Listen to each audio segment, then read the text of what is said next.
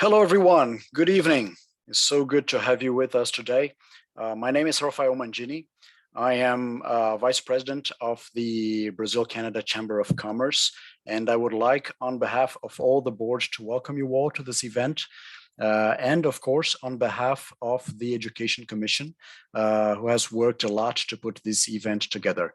The Tech Journey is a very interesting initiative that I started with a very interesting group of people who were really curious about the trends of the future, technologies that are going on, things that are happening, things that will happen in the future, and new technologies that are being developed and which will change our lives in the future. And possibly we're not even aware of things that are coming in the next few years. So the idea of the Tech Journey was to bring to you all the opportunity of hearing from some of the most talented and most renowned teachers from the University of Montreal, working in Canada, to bring in updates and interesting things that are going on in the world. So if you would like to listen to this transmission, to this event in Portuguese, you just can go down in the interpretation bar in Zoom, and we are having simultaneous translation to Portuguese. So please feel free to use it. And without further delay, I would like to call Professor Christian Baron. Professor Baron has a doctorate in microbiology from the University of Munich, and he's the head of biochemistry and molecular medicine at the University of Montreal, and he's going to share some very interesting news with us all. So welcome, Professor Baron. Thank you so much for being a part of our event today. And so the camera is yours. Thanks very much. Thanks very much for the invitation. I'm honored and very pleased to be invited, and especially I seem to be the first presenter of this Tech Journey. But I can confirm that you found some very interesting speakers from different fields at my institution, and we're very pleased to be here to present our most recent research topics, which are certainly pertinent for all of us. And we will be more than pleased to answer questions after the talk. And today, my talk is going to be on antimicrobial resistance. I unfortunately cannot speak Portuguese. I could do this talk in English and French and German. I could maybe do it in Spanish a little bit, but not in Portuguese. So I'm sure the translation will take care of that, and those who will, for whom I speak too fast in English, will certainly be able to follow, and I hope you find it interesting. So, okay, let's get started. So the topic of today's talk is going to be from one pandemic to the next, how to counter the resistance to antimicrobial drugs. That's the topic that was chosen. And we talk a lot about pandemics these days. Pandemics kind of a pandemic is influencing our lives right now, but it's of course it's a very important development, a very important pandemic, and we had lots of lessons to learn from that. That said, there's other health issues, other health concerns which are important now and will be in future, and certainly the resistance to antimicrobial drugs is something which will be on our agenda, on our horizon. It should be on our horizon for the time to come. This first slide here kind of gives you a little gives you an overview of what I will present this evening. After a brief introduction, I will talk about chicken. Well, chicken, most of us eat chicken, and you may or may not know that chicken and the way we grow chicken, we cultivate chicken, is quite important, quite intrinsically linked to the history of antimicrobial resistance. I will then talk, make a broad tour about the history of antibiotics and the development of resistance. I will then I will then go a bit more into detail, and I understand there's several potential graduate students who might be interested in studying maybe even at the Université de Montreal in North America in future. So we'll go a bit deeper into mechanisms without hoping not losing most of you into the biochemistry of this process. And I will finalize by speaking about research opportunities at the Université de Montreal. I will mention a couple of colleagues who have really I mean, there's many people I could mention, but I picked a few of them who have particularly interesting research programs, just to give you an example, just to give you a taste of people who work at our institution. So we talk about the next pandemic. So what does this mean? So I mean, when you look at this slide here, this reflects that what many people think, that the resistance to antimicrobials, and this is a topic I will explore further, of course, is something like a next pandemic, but it's not a pandemic like the one we are living right now. I mean, the viral pandemic, COVID-19, you see the very rapid spikes and falls, and rapid spikes and rapid falls. We have now in the fourth or fifth wave, depending where we live right now. Viral pandemics have a characteristic that they are very fast. Antimicrobial resistance is a process, it's a preoccupying development which has been in the making for many years. It is slowly rising, and constantly rising. So it's something we don't see and perceive as a threat as acutely as a viral pandemic. That said, it's still, and I hope that that's something I will transmit, that this antimicrobial resistance is also a development which is to be taken very seriously for the future. And there's lots of research opportunities, but there's also a threat to human health, and I will talk about this. So when you talk about antimicrobial resistance and antibiotics in general, quite often there's different messages. I mean, in the popular press, often there's articles about so-called superbugs, and I will talk what the superbugs actually is. And there's articles which are more or less, trying to captivate the attention and the concern, the last resort. And this is an article, actually a commentary from Nature, which is linked to a paper published a few years ago, into which I will actually go into some detail what this was actually. This paper, where there was a development of resistance, which actually meant to a lot of concerns a couple of years ago. But let's go look at the fact. And certainly when you look at the facts and the credible information, then certainly one of the best sources you can have is the World Health Organization, WHO, which considers antibiotic resistance as one of the biggest threats to global health, food security. As stated here, there's a copy from the website here, can affect anyone, occurs naturally, as I will explain, but misuse of antibiotics in humans and animals is accelerating the process.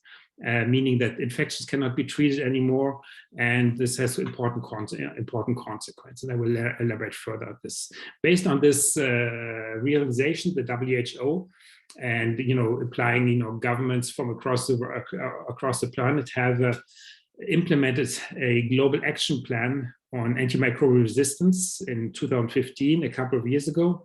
And one measure they implemented was a surveillance system called abbreviated GLASS. It's called the Global Antimicrobial Surveillance System. And GLASS, the goal of GLASS is, first of all, to observe what is happening. Because people talk about, when you talk about superbugs at the last resort, these are kind of alarmist announcement, but in the way of course you want to look at the fact, what's happening. And GLASS is a system which has been implemented, is operating, and I figured it would be interesting for you to talk about, look at a country which you know much better than me, it's Brazil, just to see what's happening, what are they doing, what is GLASS doing, what they're doing the monitoring. So GLASS, the first slide here shows a map of the world, of course, and shown in pink or magenta are those countries which have joined GLASS. So this global surveillance system, and you see, many, not every country, but most countries of the world have joined this system in a more or less intricate fashion and are joining and contributing to the global surveillance and data collection. Brazil, this I also took from the WHO website. Of course, big country, very high population as compared to Canada. Certainly, has joined GLASS. It's maybe not as deeply implemented in your hospital system, but as it could be in other countries. But it's working, and will be further integrated in the years to come. Just a few examples, and I'm not going to go into any details here, just to show you what data you can find, which is actually all from the WHO website, and this is actually from Brazil.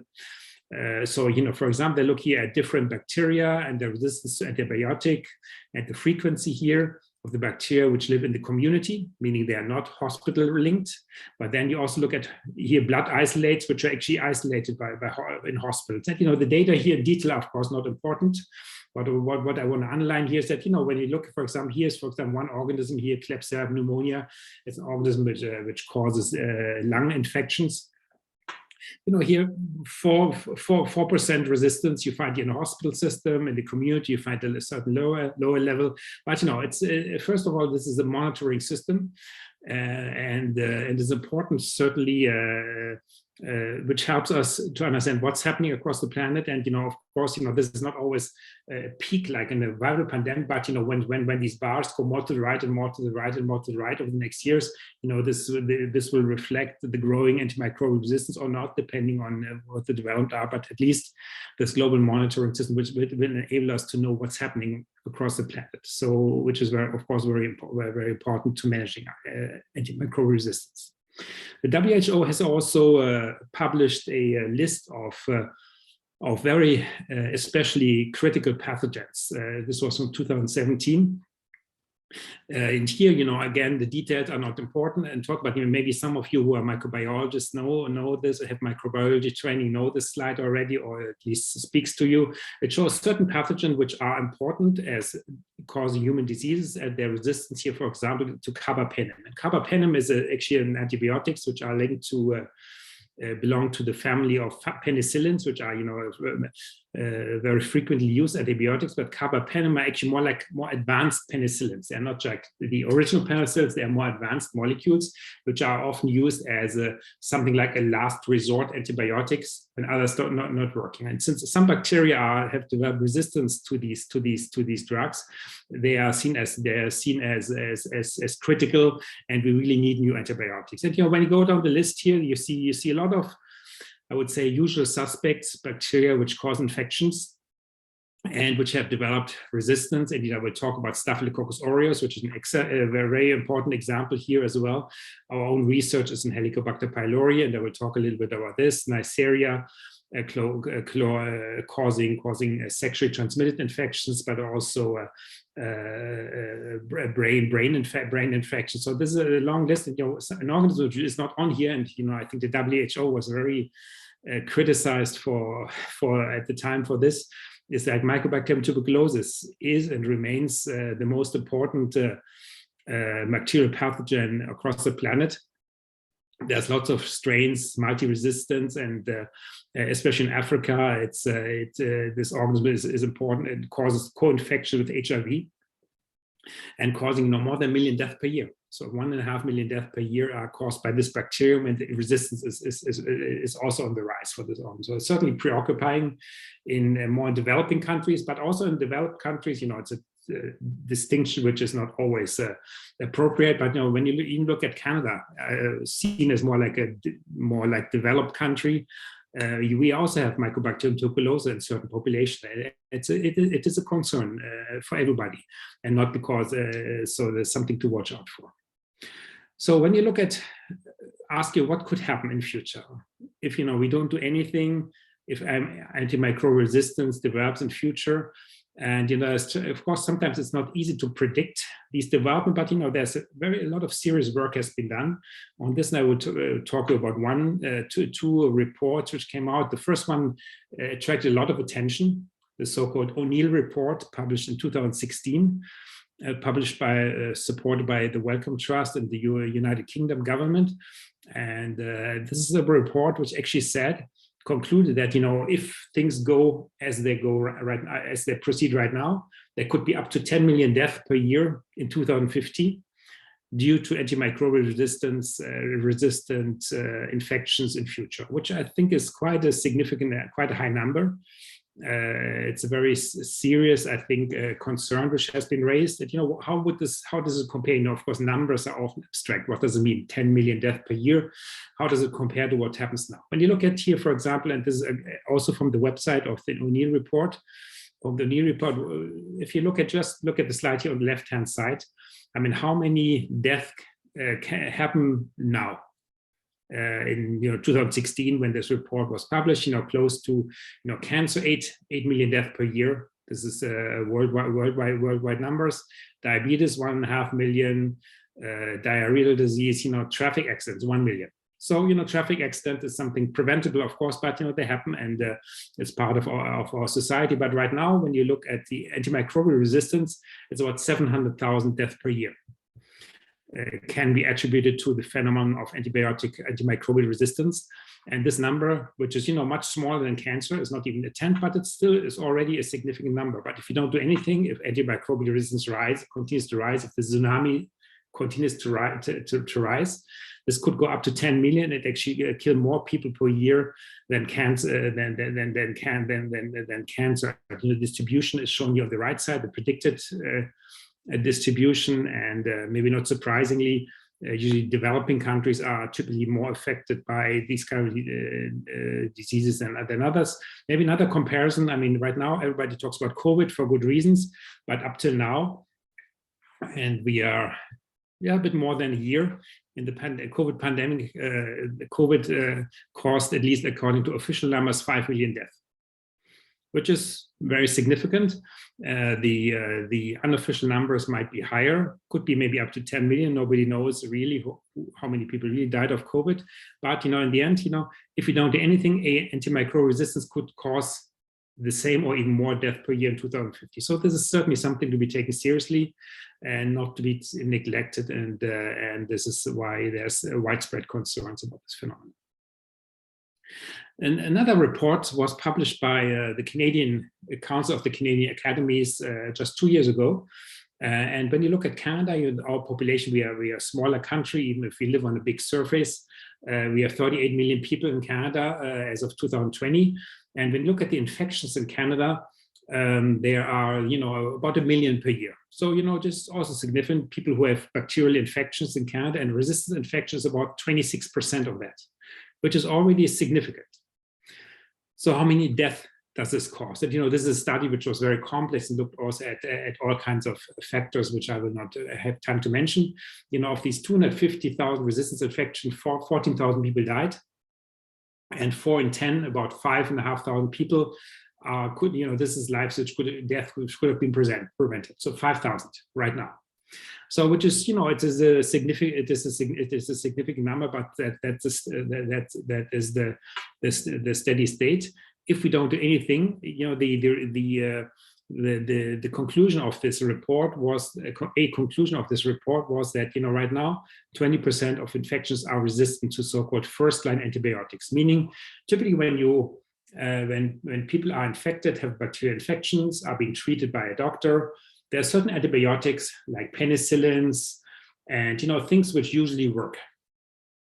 But even now, there's 26% of infections are resistant, meaning in this case, doctors have to find another antibiotic to treat the patient, which may or may not work. Usually, it's a more aggressive treatment, which may apply stay in a hospital, and intravenous application of the antibiotics, meaning it's much more challenging to treat. And some people die, because even if some of the so-called first-line antibiotics, which is often penicillin, doesn't work, then doctors may try another one, and then maybe another one, and it happens, unfortunately, that despite all the efforts, nothing works anymore. That's in more and more a situation we may be facing. The estimates are that if we don't do anything, and the tsunami keeps rising, this could increase to 40% by 2050. And then when you look at the effects this could have, we're just looking at Canada. This could meaning that in Canada, almost 400,000 lives could be lost over 30 years still, but it's a very significant number.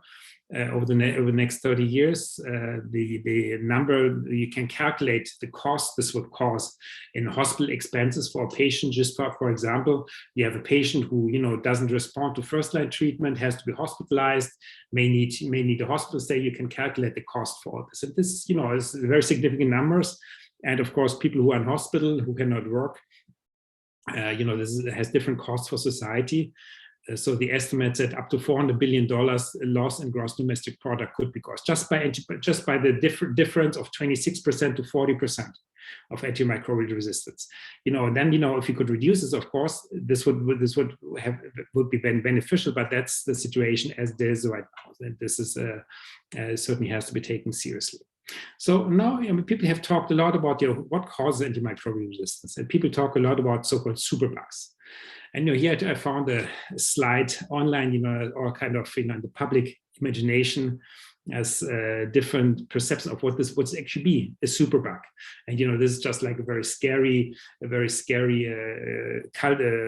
organism here, which can kind of fighting back all the treatments. But of course, that's not very scientific.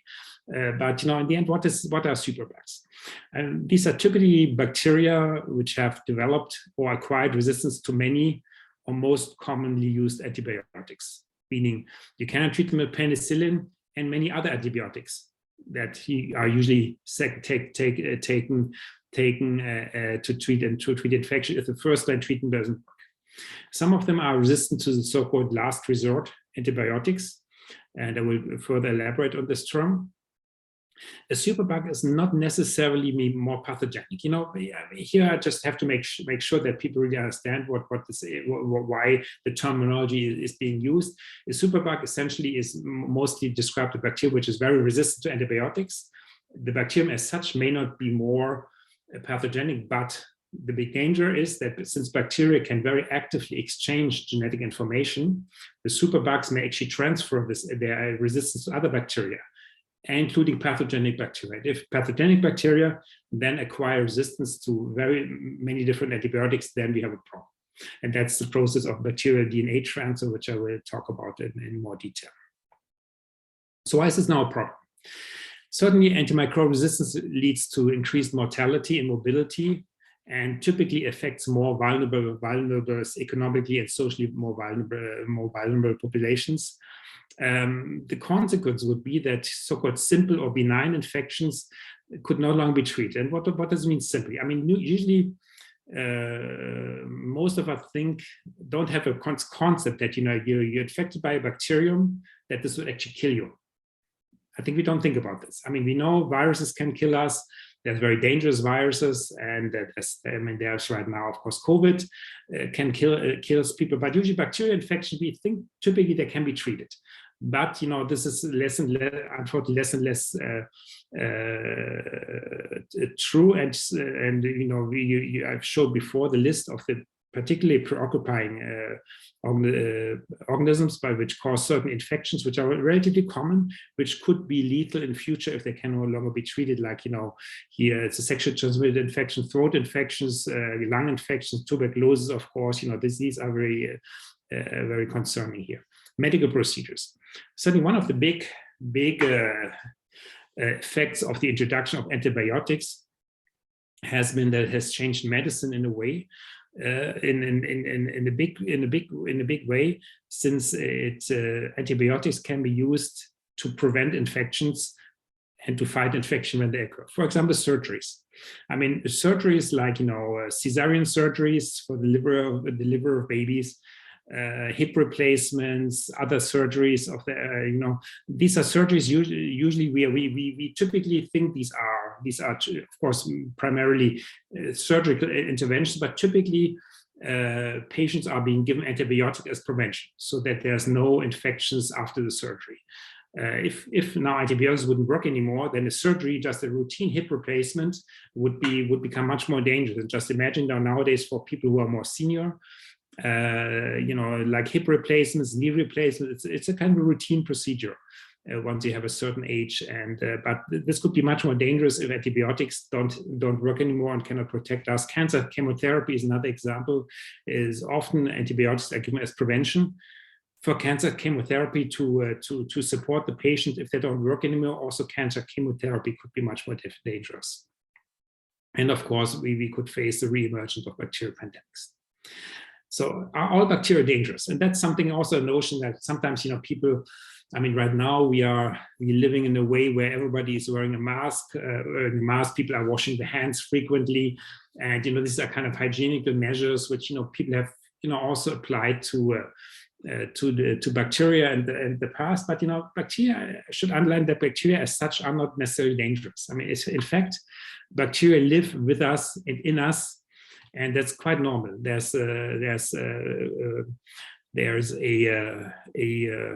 It is a fact that we are being colonized by bacteria. They live on our skin, on our body surface, on our hands. They live in our intestinal system in large concentrations, and in fact, what is called the so-called microbiome has many more cells than us. And people even talk about, this here now, again, like the cover page of a journal, Nature stating that bacteria are considered as the other genome, which has multiple interactions with us. And most of these bacteria are harmless commensal or even useful. They actually have important metabolic functions and help us protect against infection. There's even a movement, and this is actually quite interesting, a very interesting area of research, which has the aim to use bacteria to treat certain infections, meaning there's using mixes of bacteria as drugs, which is something which is still in the experimental stage, but for some diseases, and notably some gastrointestinal infections, actually the treatment with bacteria, here, as you see here, also from the Nature, the promise of poop. Essentially, you see the brown substance in the syringe here, which is actually that what you think, which is actually the fecal matter from a donor given to a patient who has a particularly difficult gastrointestinal infection. This is actually curative. This is actually something which is actually being used to treat certain infections, and bacteria have potential also for other treatment. But this is mostly in an experimental stage, but it's certainly very interesting to find. I'm just outlining this here, just say bacteria as such are not dangerous. But of course, they even help us. Since they're colonizing us, they even help us protect us from infections with other bacteria. But of course, there's bacterial pathogens which can become antimicrobial resistant, which are, the reason for this concept. Even most bacteria are not dangerous. So what do I talk about chicken and antibiotics? Just I want to give you. I realize there may be lots of people in the attendance of a microbiology training or background. So this will not be news for you, but I figured this is a general audience. I spent two slides to talk about the development of antibiotics. I mean, this happened in the early 1900s, mostly in Germany for the Second World War. There were developments for the development of antibiotics. And at this point, since so little was known about bacteria, about the mechanisms, researchers look for something like the so-called magic bullets. They want to find bullets, weapons that could specifically hit and kill bacteria, but not the patients, of course. The first magic bullets, this is actually a treatment used for the treatment of syphilis. Those of you who are chemically inclined may see here there's arsenic in here, meaning this is not necessarily a healthy substance, but it was the first treatment which works against syphilis, which is a historically important sexually transmitted disease. Then in the 1920s, there was the discovery of penicillin. Certainly Alexander Fleming is certainly a well-known name who actually discovered at some point, he noticed when he was doing his research, he actually worked on a bacterium which is called Staphylococcus, which is a bacterium which causes diseases, and especially wound infection. At some point he noticed that there was a contaminated plate, agar plate, on which he colonized his Staphylococcus, and he saw that in the interface between this penicillin, fungus contamination, because he didn't want to study the fungus, and the bacterium, there was a zone. And he concluded from this observation that apparently the fungus, penicillium, produces a substance which makes sure that the bacterium cannot grow. Because here the bacterium grows, here it grows, but at the interface it doesn't. So suggesting that the fungus produces something which stops bacterial growth, And this was a very important discovery, which was then further developed by other researchers closer towards the Second World War.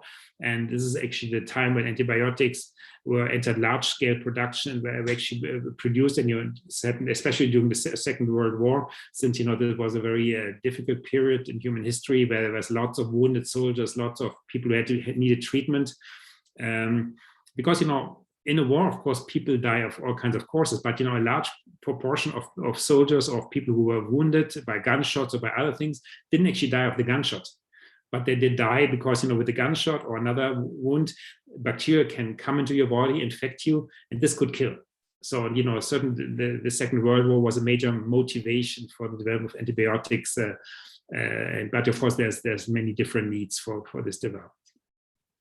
Then, there was a period where antibiotics were discovered in many environmental organisms, especially fungi and bacteria. And quite often, this shows you here a plate where there's actually not a fungus, it's actually a bacterium growing on a solid medium. And what you see in blue is actually substance which has antibiotic activity. And not all antibiotics are colored, but some of them are. And this is just an example here. So there was lots of discovery was done, and thanks to this discovery, formerly incurable diseases were suddenly curable. And this slide here shows you the structure of penicillin. Some of you may be more chemically inclined. It's not very complex substance, which was one of the first antibiotics, and this become immediately very popular. And you see here actually a letterbox. This is, I think, from 1930s and 40s. You see penicillin cures gonorrhea in 4 hours. A sexually transmitted disease which could be cured now can be treated, and so this is actually publicity. Here on a letterbox. In the middle of the last century, because antibiotics were seen as wonder drugs, because before antibiotics, the pre-antibiotics area, people died of infections, something we don't realize, because we're not used to people dying from bacterial infection, but this was important in the past, and all of a sudden they could be cured. So this was quite an important development. Changed me, I think. And how do we come with chicken? Why do I want to talk about chicken? And here's actually a book I find very interesting, but I'm not here to promote the sale of this book. But I just want to give you some information which I found very interesting in this book, and which actually make a link to agriculture. Something which not everybody, probably not many people in the audience may know here, is that antibiotics were, of course, developed for treatment of infections in humans. But in the 1950s, discoveries were made that when you use them in agriculture as feed additives to livestock, this actually helps the chicken grow faster. And the same works for cows and other animals which are livestock, which are usually being eaten. And the mechanism why this actually works is not entirely clear. So, and I would like to underline, I'm not talking here about antibiotics used to treat diseases in farm animals. No, this is really, it was discovered that, if you add a little bit of antibiotics, they grow better.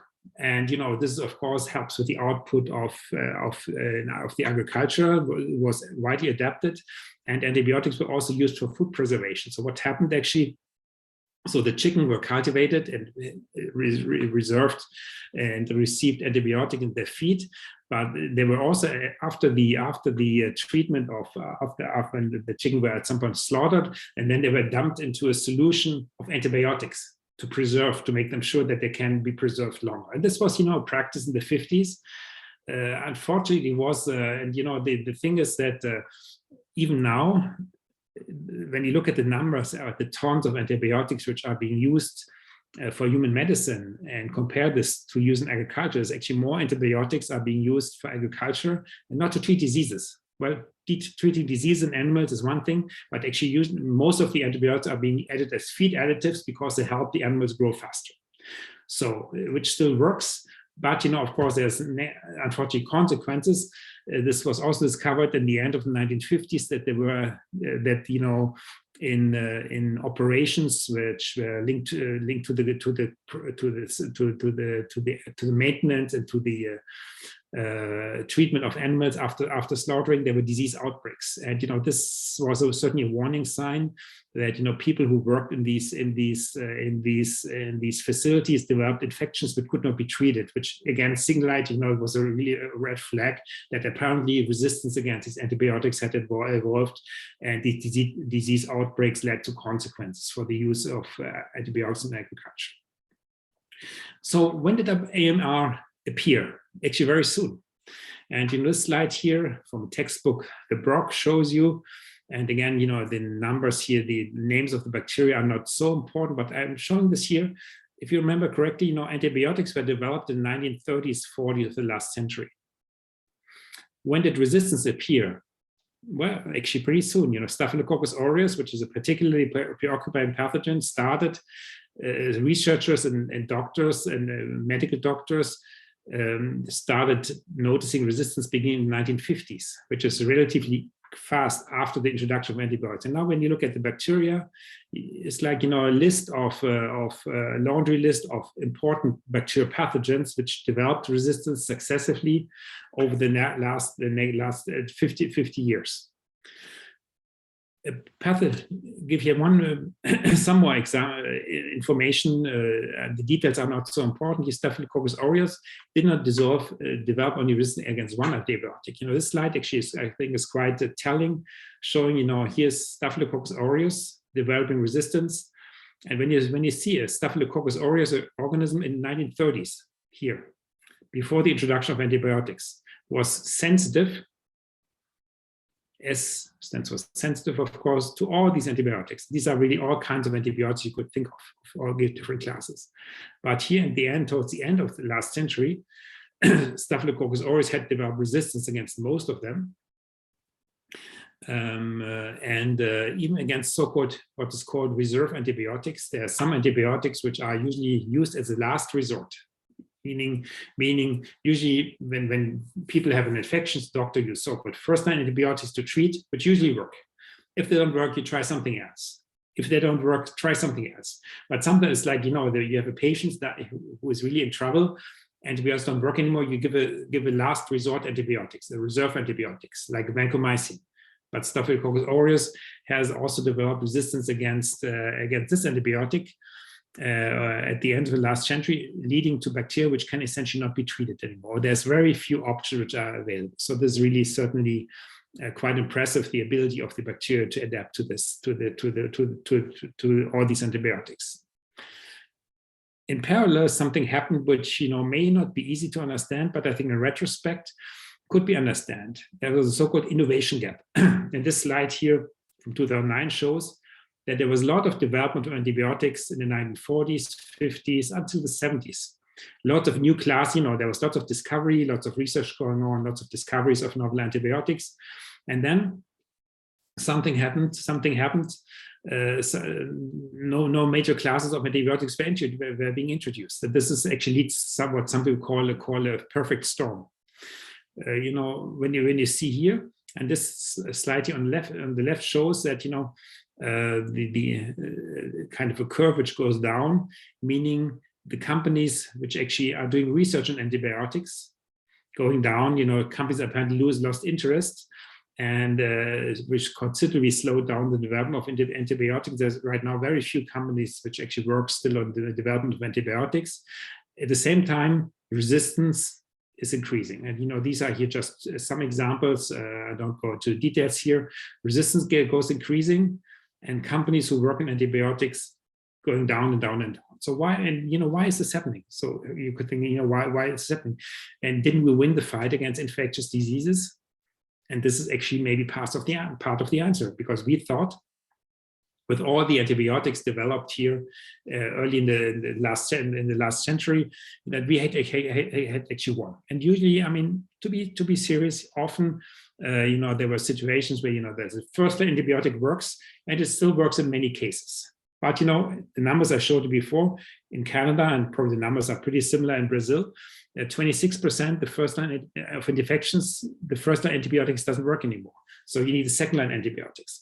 But still, there was a notion, at least at this time here, that we actually did win. So this kind of slowed down the interest and also the economic interest, because at some point, of course, there were so many drugs available, and developing a new drug is very costly, costs up to hundreds of millions of dollars usually to develop new antibiotics. So for companies who actually want to sell antibiotics, the economic incentives were not so important anymore, leading again to this decrease in the interest for the development of antibiotics.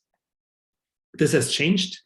But we are certainly still playing catch up. Certainly in the beginning of the 2000s, there was some development, but still there's not a lot of really, when you think about what companies are working on, they work on cancer drugs, they work on drugs for the aging population, now on COVID drugs, but antibiotics, that's not a big market for companies, which also has an economic, so there's also economic questions, and I will touch on this briefly later on. Now the question is, so where do we find antimicrobial resistance? Something you may ask yourself, where is this actually happening? Is this something only in hospitals? And here this actually shows, the hospital which is affiliated with the University of Montreal, so-called super hospital with the highest standards of care and the research center right next to it. And yes, of course, you find antibiotics in hospitals, but you also find them in the community. And here you ask the question, where does it come from? Is it something which evolves in a hospital, or is it from somewhere else? Questions which are very valid, you can ask yourself. And in fact, when you do research, and here I'm talking about some publications that came out over the last 10 years, which ask the question, do antimicrobial resistance, of course, you find them here in hospitals and patients. But what if you looked now in nature, in the wildlife, in areas where, there's not many humans, there's no hospitals, there may not even fields where there's feedstock. But when you do sampling, this is actually a publication which came out in 2006, which was done by a lab in McMaster University in Canada. In Canada, where researchers actually went out into nature and went to really, really far away areas, conducted soil samples from all kinds of areas, but typically far away from human influence. And what they found resistance against all these antibiotics. They found that bacteria isolated in these areas were often multi-resistant, meaning being resistant to up to 10 different antibiotics, and also some of the very new ones. And I'm not talking about the details here, but some of these bacteria which come from really different environment, which are far away from human influence, there's antibiotic resistance is there. So it's in many ways a natural process, can be found everywhere. This led to the development of a concept of the so-called resistome, implying there's lots of resistance of bacteria happening, and the genes are somewhere out there in nature, play a biological role, and it's mobile. And that actually brings to the next topic, that the fact that antibiotic resistance is maybe somewhere in nature in different environments is not necessarily a problem if it stays there. But, of course, since it can be transmitted, and this is something I will go into more detail, that's actually can lead to concern, since these antibiotics can come closer to where we live and even to hospitals. Another question you can ask yourself, is antimicrobial resistance recent or old? Is this something only, antibiotics were developed in the 1950s, last century, 70 years ago. What about 10,000 years ago? And this is actually a publication from 2011, where researchers actually went to a site which is far away from human influence here in Yukon, in the north of Canada. And they actually found a site which actually had been frozen for 30,000 years. 30,000 years, so a long time ago. So they took samples from soil which had been frozen for 30,000 years, so way before the development of antibiotics. They found antimicrobial resistance genes against many currently used drugs. And here, some of you may be inclined to do more biochemical work. They actually showed here, they even actually cloned the genes and expressed an enzyme coding for antimicrobial resistance, and showed here, when they compared the structure, the X-ray crystallography structure of the ancient enzyme, 30,000 years old, and the new one, and compared the structures, they found this was actually very similar. So, 30,000 years old, this is an old process, it's a very old process, so it's nothing recent. So I think this is quite stunning to see, but, here we talk about, what you find in nature, and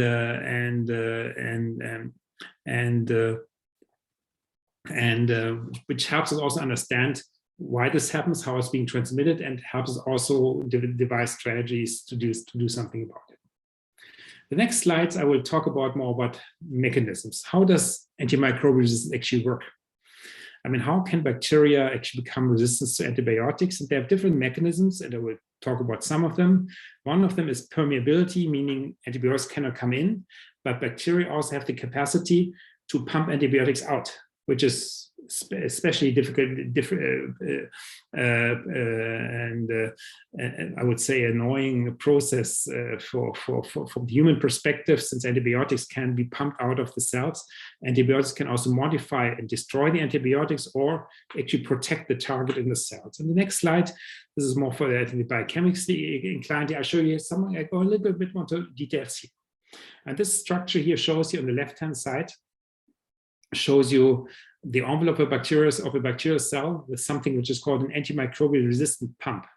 And it's a cryo-EM structure. Some of you may recognize it. Showing a pump is actually a macromolecular structure comprised of proteins, which has the capacity to take antibiotics, which are inside the bacterial cell, and flush them out. Meaning the antibiotics goes in, may find a target inside the cell, could in principle kill the bacterial cell, but the pump flushes out, meaning cannot impact the cell anymore.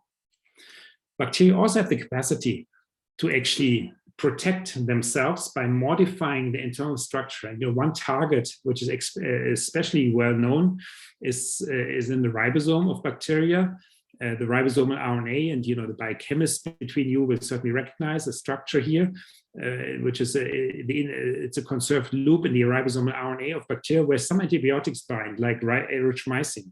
But some bacteria have the capacity to actually modify this ribosomal RNA and are not vulnerable anymore. So this is the way they can defect it. Probably the most well-known mechanism for bacteria they use is they can modify, destroy the antibiotics. Essentially here showing you penicillin, the structure of penicillin. The bacteria actually have a mechanism to go and chew up this molecule, and they kind of have a way to cleave here. And when you have here penicillin, you cleave this chemical link here, penicillin will not work anymore. So these are kind of mechanisms bacteria use to destroy antibiotics, and these mechanisms are mobile, and that's actually part of this slide here may remind you of what we are talking about right now a lot in the case of COVID, because COVID travels with patients with humans, and antimicrobial resistance travels in the same way. And this is actually a slide taken from an article I've alluded to before, when there was a certain resistance development was preoccupying, which actually was first discovered in India, and due to global travel, then traveled across the globe and came to different countries. And this is actually the article here where they actually taught this so-called last resort article, talking a bit more about the science. First of all, this antibiotic was discovered in India. First, then transmitted and discovered in different countries, North America. And since this antibiotic causes resistance against, I will not go into detail here, causes resistance in bacteria, which already carry many other resistance organisms, it was concerned. Why was this particularly a concern? Why were these headlines, the last resort, why was this so preoccupying? It was so preoccupying because these bacteria, the so-called NDMN1 producing bacteria, is an enzyme which inactivates an antibiotic, degrade this antibiotic. And this is actually, those of you who are chemically inclined may think, oh, this looks a bit like penicillin, right? But it's not penicillin. It's a very evolved penicillin. It's kind of a 5th generation penicillin, which has been developed over many years, and is a so-called reserve antibiotic, meaning an antibiotic which is used when nothing else helps. Patients which have been treated with first antibiotics and they're really in trouble. So when the doctor has the last reserve, we use this antibiotics. And here there were bacteria which were resistant against even this antibiotic. This was really very preoccupying and led to these articles, which I alluded to before. How, the spread of antibiotic resistance shown here, but how do they do it? How can bacteria spread antimicrobial resistance that efficiently, especially how can this come to pathogens? And here, I think I have 3 or 4 slides left here of this part showing that antimicrobial resistance, bacteria can do different things. They can mutate the genome. They can actually take up DNA eat DNA, but also incorporate it into their genome. But the most frequently used process is so-called plasmid conjugation, meaning bacteria have the capacity to take pieces of DNA and transfer them between bacteria. And this actually, I talk a few slides about this, is also actually close to my own research, which is linked to the fact that bacteria have a genome, a chromosome, and plasmids, which are kind of extra chromosomal elements. They are small DNA snippets, which are not in the main genome, and they can be transferred. So bacteria have the capacity, using a mechanism of translocation, to translocate plasmids from one bacterium to the other. And imagine this is a so-called superbug, which is maybe not necessarily pathogenic. But if then this superbug transfers this plasmid and the antimicrobial resistance to pathogenic organisms, then we have a problem. It's a process we don't, even if it was discovered 70 years ago, we still don't really know how this works. And this is a very suggestive picture, from 1971, which is like, I was a kid in 1971, and I was not a kid yesterday. This is a long time ago. And this is actually an image of one bacterium here, which donates DNA to another bacterium, while the structure here, which links these two bacteria, and this is a process which probably involves the cells fusing, which, again, this shows you here again, 1991 is not very recent. It's a process which we understand not completely, but we understand a bit more. I mean, the process which is used, and this is probably only for the interesting for the biochemists in the audience, there's a so-called type 4 secretion system, or complex in this bacterial cell envelope, which is actually used by the bacteria to translocate. And I will show the structures, but I don't really think we need to go into details. It's a macromolecular complex in the cell structure of the bacteria, which actually helps the bacteria to translocate from the inside of the bacterium to the outside into other cells. And we are using approaches of structural biology to more and more understand this process.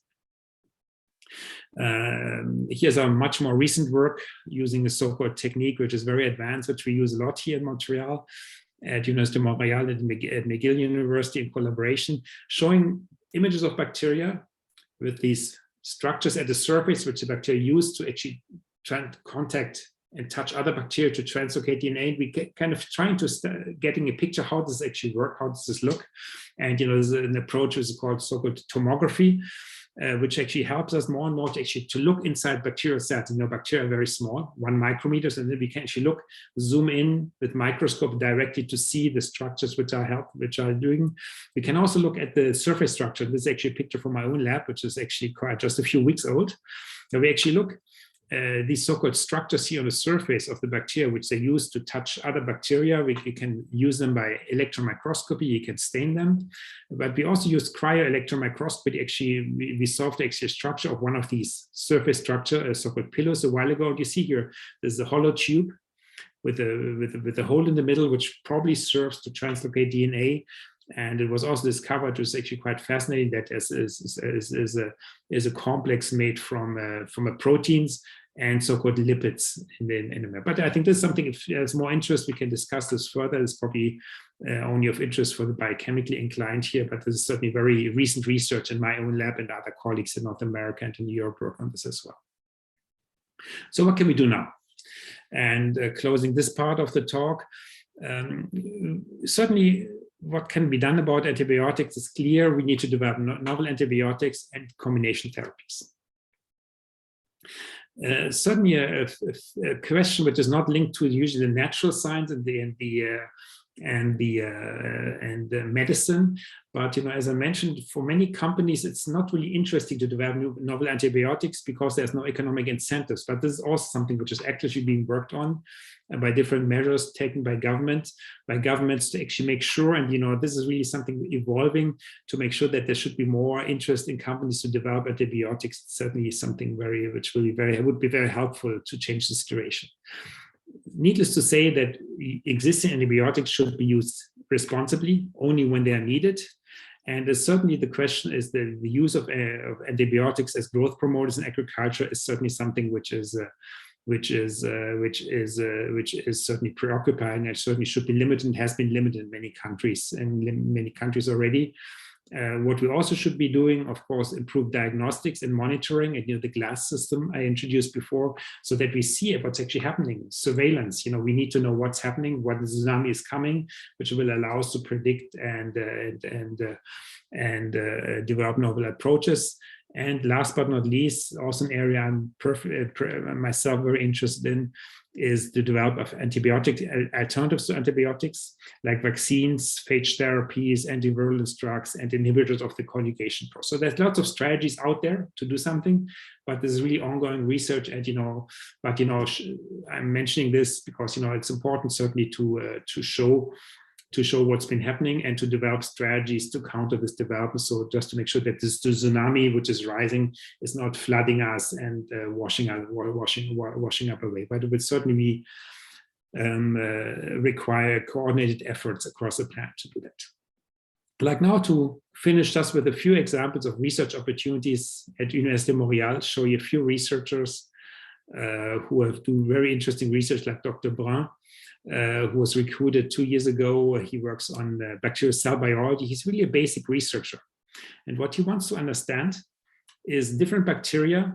And he really looks at environmental bacteria and really wants to understand how they operate, how they function. For example, he found bacteria which live in water and which actually hold on to surfaces with a glue. And this glue is actually the strongest natural glue, stronger than than industrial, or as strong as industrial glue. So this bacteria can link to, can stick to surfaces.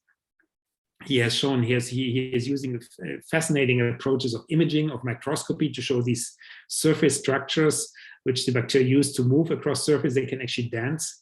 Some people call it dancing pillar, and this is actually an image here. It's a movie of a so-called dancing pillars. This actually shows a bacterium having one of these pilli, which actually sticking, shown in red here, pieces of DNA. So these are pilli which they're dancing around. They can actually take DNA, take it up, and this DNA this bacterium takes up could actually contain an antibiotic resistance gene, which is part of the process which links to leads to the spread of antimicrobial resistance. Bacteria can exchange and take it up, and what he certainly wants to do, he's a basic researcher, but what he's doing is extremely important since he wants to find novel targets for antibiotics.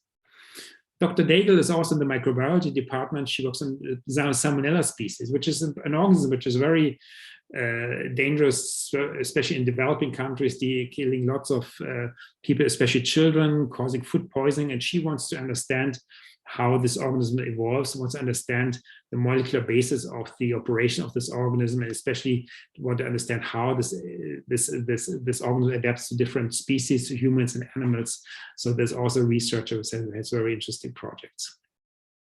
Linnea Farcone is actually working at the Université de Montreal affiliated research institute, and she's actually an MD, is a doctor. She's interested in the microbiome. So she doesn't really work on pathogens, but she wants to understand how the microbiome, the organisms which work in us and with us, actually cause certain diseases. And the diseases she's interested in are mostly intestinal diseases, which are hereditary, which cause for the patients who are affected lots of problem, constant inflammation, constant diarrhea.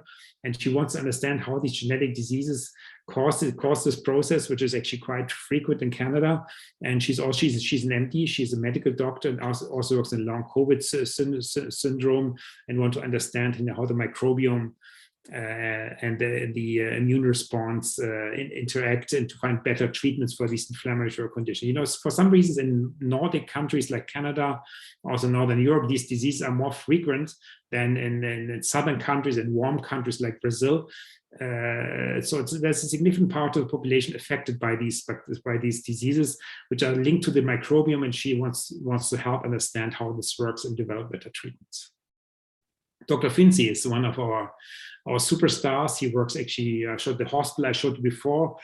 He works actually in the research center of this hospital, and he's actually a specialist on HIV.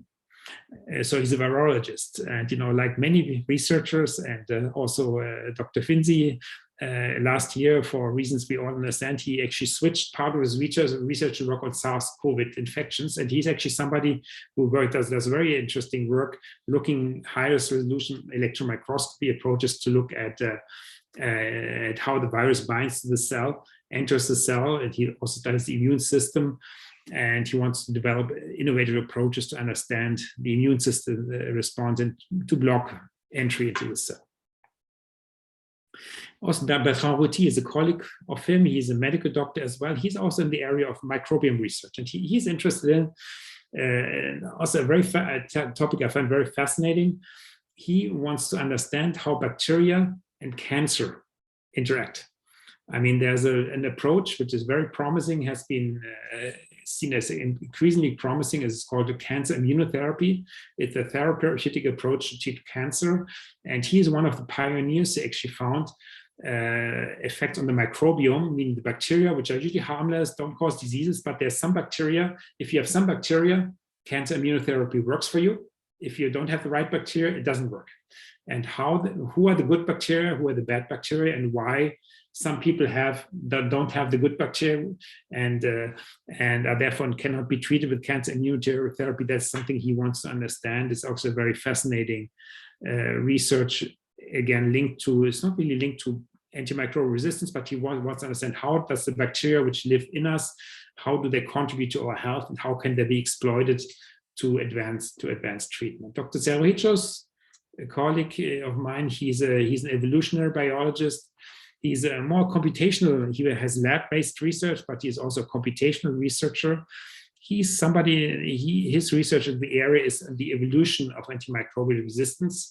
He wants to, he wants to understand how does these things evolve, wants to look from what we know now, wants to look into the future, and hoping to develop and to actually predict antimicrobial resistance in the future. And this is something which is also very, very interesting research.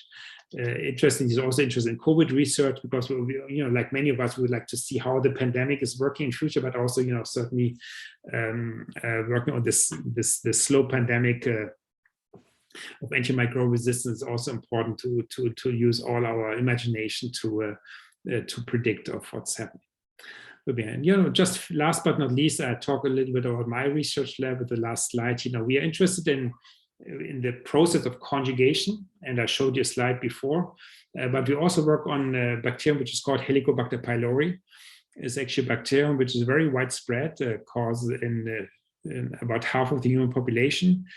Pathogenic strains of Helicobacter cause actually stomach ulcers and even stomach cancer, and this is a bacterium which lives in our stomach, has a very interesting curved shape, has surface structures which actually the bacterium uses to touch human cells and then to inject toxins into human cells. So this is always we try to understand, and our research is also very linked to, I'm a microbiologist by training, but we do a lot of biochemistry and also structural biology.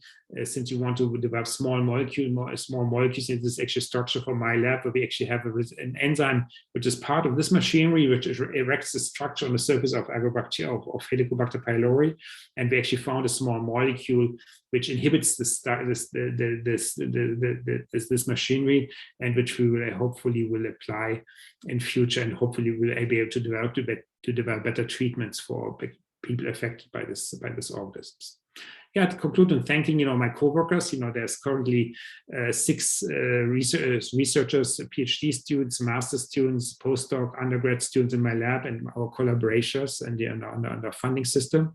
So certainly, I'm talking here for them and representing them, but the work in the lab is done by researchers, people like you. Many of you are in the audience, I think, who want to conduct research in future, and I hope that this presentation has given you an overview on the research which is being done at Université de Montreal in this particular field, and you will hopefully participate in other presentations in the context of the tech journey, where other fields of research are being mentioned. And I would like to, with that, thank you, merci, danke, gracias, obrigado, and would like to thank you for your attention and your interest. I have a few more slides actually to show you, and this is the end of my presentation. I think before we go open the session of the questions, I think I show the other slides we have, because I think lots of you have questions here on research on our institution, on Université de Montreal.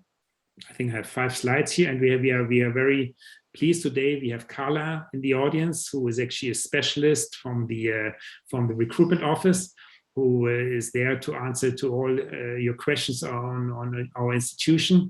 Certainly the scientific question on antimicrobial resistance research I can answer, but we have Carla here, who is probably much better than me. Okay, so why would you want to study in Montreal? I mean, and how? And this is something, you know, here a few slides. I mean, our institution is actually the largest institution in Quebec, in our province. It's the second largest institution in Canada. We have almost 70,000 students, you know, thousands of professors, and you know, almost 5,400,000 graduates around the world. So we are training a lot of students at all levels. When you look at the research activities, we are number 4 in Canada, so it's one of the top universities in Canada, also highly ranked in the international comparison, like the Times Higher Education ranking. What are we studying? I mean, I think I shouldn't explain what you can study at UDM. I think there's few things you cannot study. I mean, we are really a big institution. We cover all fields of research: management, life sciences, medicine, the humanities, engineering, cultural studies. So, I mean, in the end, when you look at the programs, and it's not my role here to explain all our programs, you have hundreds of programs in all fields. I think it's difficult to imagine a field of research you cannot study at our institution. So really have a wide variety of offering, you know, in all fields of research. When you think about Montreal, of course, studying is important. You want to have quality education. You want to have competent teachers, interesting colleagues, but you also want to have fun, right?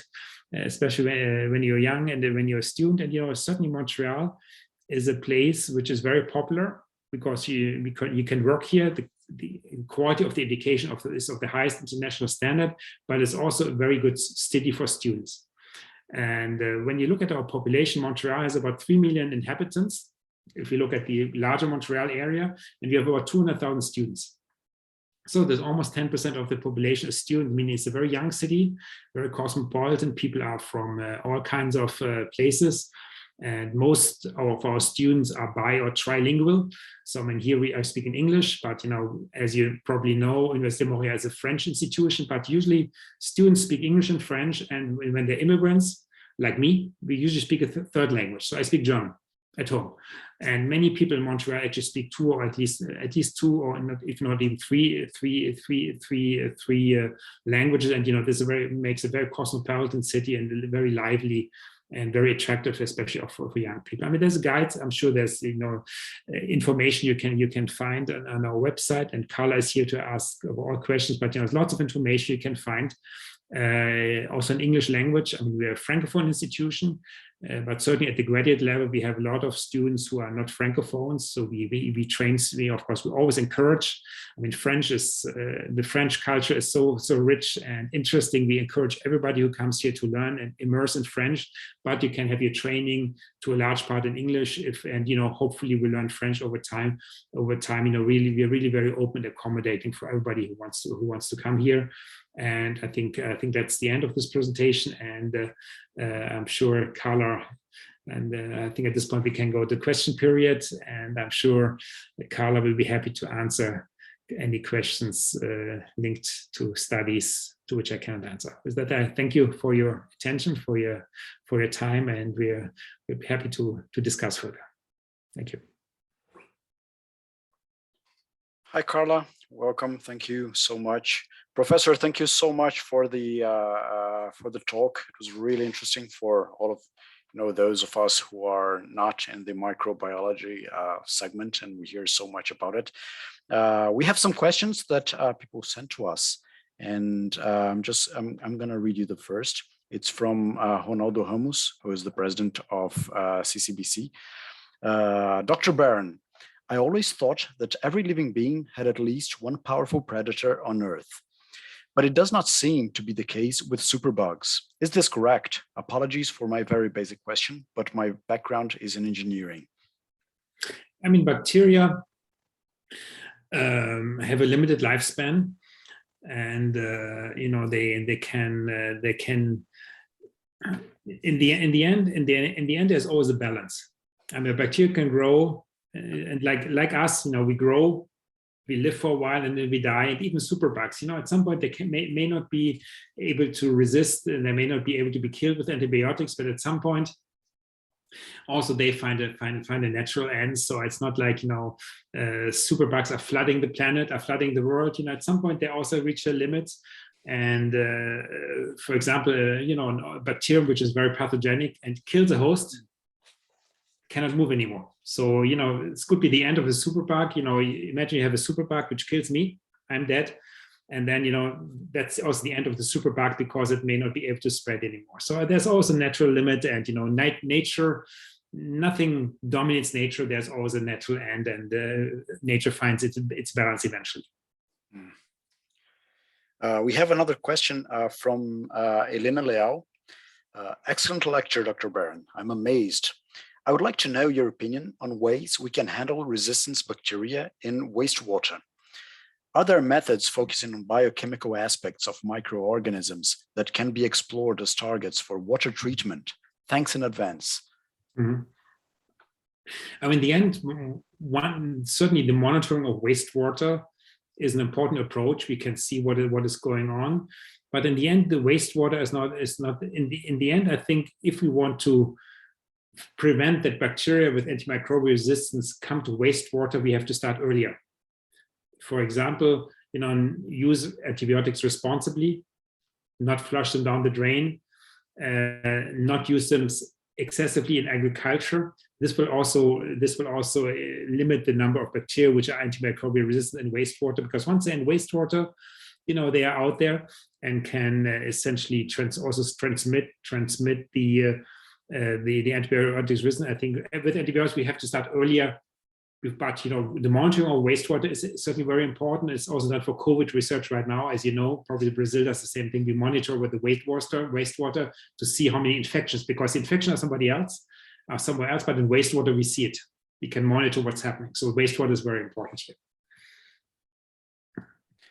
Just another, this is my question, as I wrote it as you were speaking, Professor, that it really amazed me that, you know, I was Googling it as you were speaking, that in 30 years, the Earth population is expected to grow by 40%, but death caused by resistant bacteria is expected to grow 1,300%.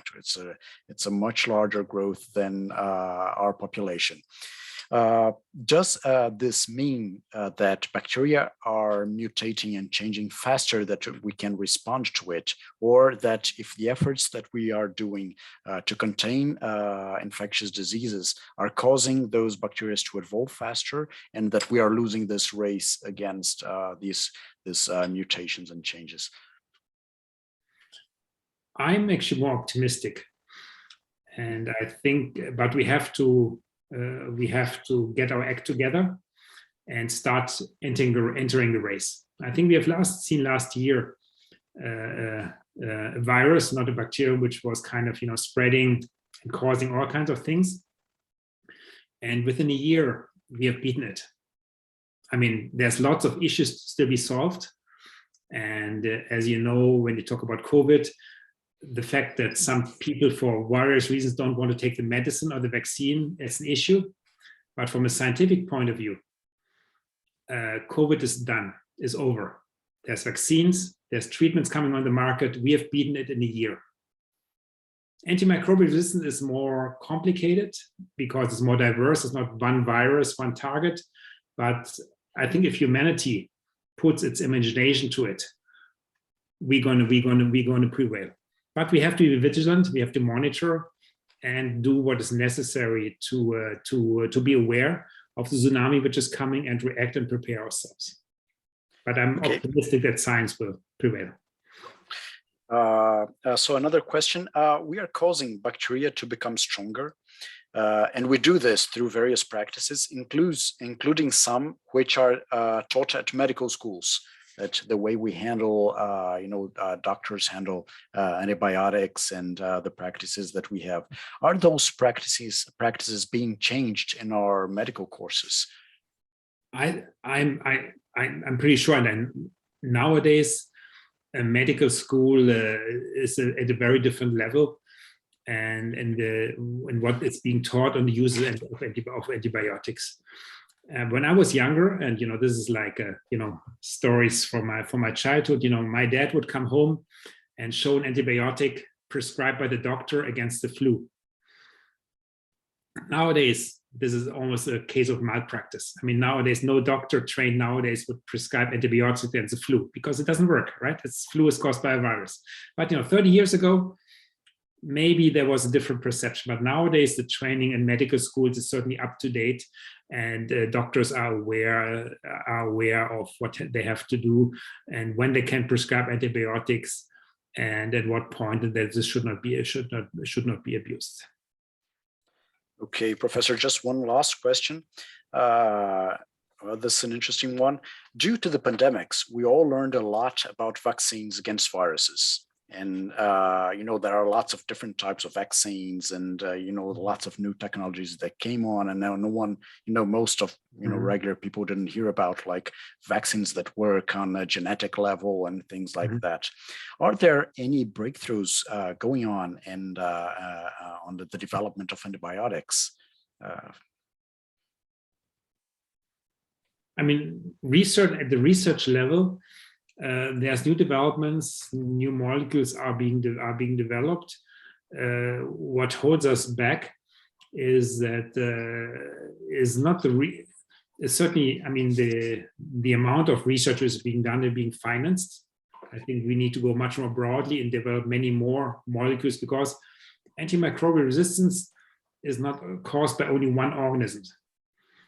And cannot be beaten with one vaccine or one drug. I mean, COVID in a way is an easy target. It's one virus. It's mutating, but it's one virus. It has about 10 targets, proteins. But bacteria, if you think about difficult bacteria, there's about 20 to 30 out there, and others may evolve. So to beat those, we need much more research, much broader operation to develop new molecules. They're breakthroughs, but then when you have a breakthrough, the question is what comes to the clinic and who is going to develop it. And here I come to the question I alluded to, which are the economic incentives. Imagine you're a pharmaceutical company. You spend $500 million to develop the best of the newest antibiotic, which is the so-called reserve antibiotics. And then usually what doctors are being told and taught, and that's correct, don't use a reserve antibiotic, because a reserve antibiotic, the newest, should only be used if nothing else helps. So what do you do as a company now? $500 million, you want to sell your antibiotic, and the first message is don't use it. From the medical point of view, it's okay. From the patient point of view, it's okay. But for a company who wants to who's give the companies $500 million, right? I mean, we need to look at economic models, and there's different things are being discussed, which are also, we have seen examples here in the case of COVID, where governments made some investments, and to make sure that, the research is being done, which may fail. I mean, as those of you who follow COVID research know, lots of vaccines were developed. Few of them work. Those who work were extremely well, but many more were developed. And, there was lots of money was pumped in because there's such a big problem. But, my feeling is if we do the same thing, or, maybe not use similar broad strategies, which include the economic incentives for companies who are usually the ones who can develop new medications, we can also proceed more with antibiotics, because there are certain things a research lab like mine can do. But, I cannot, the researchers do certain things, but at some point companies have to take it up and bring it to the next level and ultimately to the patient. So thanks, Professor. I would just call then Carla from the University of Montreal to say just the last few words, but thank you ever so much for the talk. It was really enlightening. Really loved it. And it has been really a big pleasure. Thank you so much, Professor. Thank you. Oh, Carla. Thank you very much. I think we all learned a lot today. Obrigada a todos por terem participado. Se vocês tiverem alguma dúvida sobre a Universidade de Montreal,